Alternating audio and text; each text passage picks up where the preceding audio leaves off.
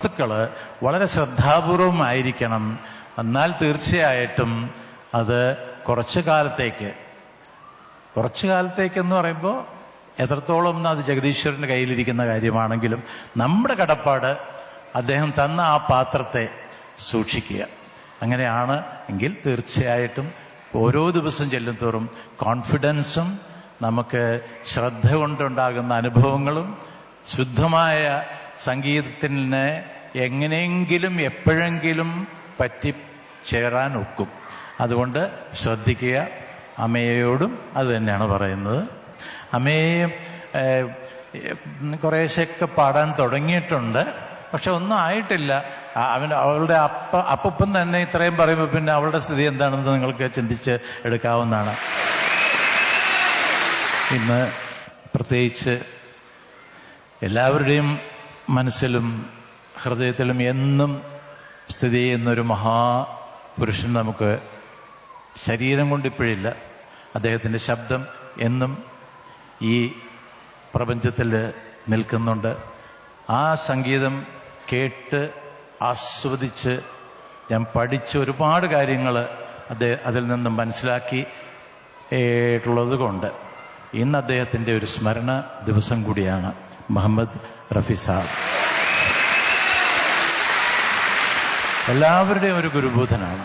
പിന്നെ ഭാരതത്തിന് ലഭിച്ചിട്ടുള്ള ഗായകരിൽ വെച്ച് ഏറ്റവും എന്നെ സംബന്ധിച്ചത് പറയുമ്പോൾ എനിക്ക് വേറൊന്നും പറയാനില്ല. പക്ഷെ അദ്ദേഹത്തിൻ്റെ ഒരു ഭഗവാൻ ചാന്ദ് കോ ഢൂംഢേ പാഗൽ സൂരജ് शाम को ढूंढे सवेरा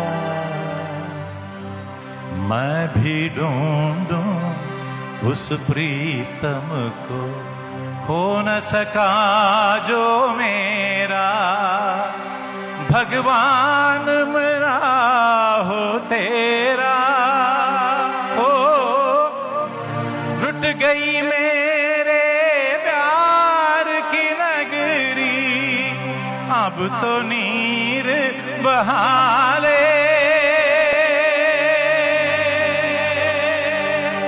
अब तो नीर बहा ले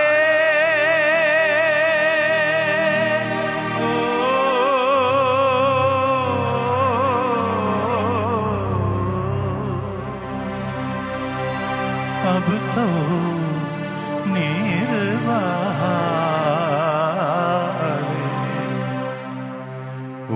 दुनिया के रखवाले सुन दर्द भरे मेरे नाले सुन दर्द भरे मेरे नाले ओ दुनिया के रखवाले रखवाले रखवाले रखवाले रखवाले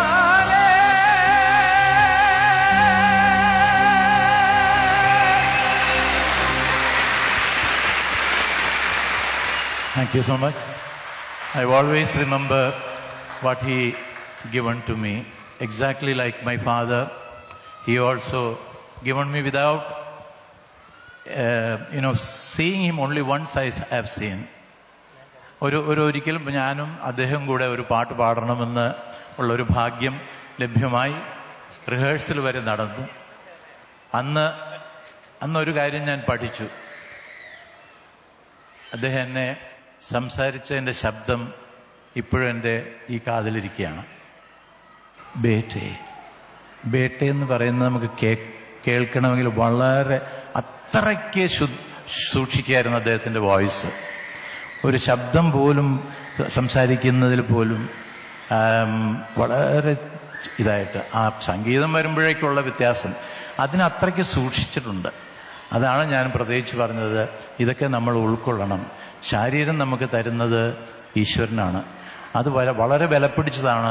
ആ വിലപിടിച്ച ആ വസ്തുവിനെ എത്രത്തോളം സൂക്ഷിക്കുന്നോ അത്രത്തോളം അത് നിലനിൽക്കും.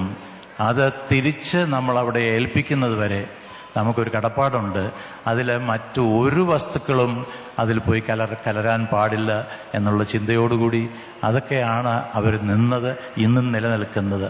അതുകൂടാതെ എൻ്റെ കുടുംബത്തിൻ്റെ ഒരു ഗുരുവായ ദക്ഷിണാമൂർത്തി സ്വാമിയുടെ വേർപാട് ഒരു വർഷമായി കഴിഞ്ഞു. അപ്പം അതുകൊണ്ട് അദ്ദേഹത്തിൻ്റെ ഓർമ്മയ്ക്കായിട്ട് എനിക്ക് പറഞ്ഞു തന്നിട്ടുള്ള ഏറ്റവും മറക്കാൻ പറ്റാത്തത്, റിഹേഴ്സൽ ടൈമിൽ പറഞ്ഞു തരുന്നതിൻ്റെ രീതി എത്രത്തോളം ഉണ്ടെന്നുള്ളത് ഇന്ന് ഓർമ്മയുണ്ട്.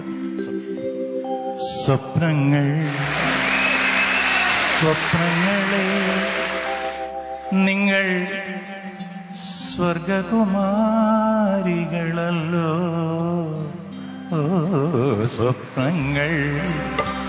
സ്വപ്നങ്ങളെ നിങ്ങൾ സ്വർഗകുമാരികളല്ലോ. നിങ്ങൾ ഈ ഭൂമിയിൽ ഇല്ലായിരുന്നെങ്കിൽ, നിങ്ങൾ ഈ ഭൂമിയിൽ ഇല്ലായിരുന്നെങ്കിൽ നിശ്ചലം ശൂന്യമീ ലോകം. സ്വപ്നങ്ങളെ നിങ്ങൾ സ്വർഗകുമാരികളല്ലോ.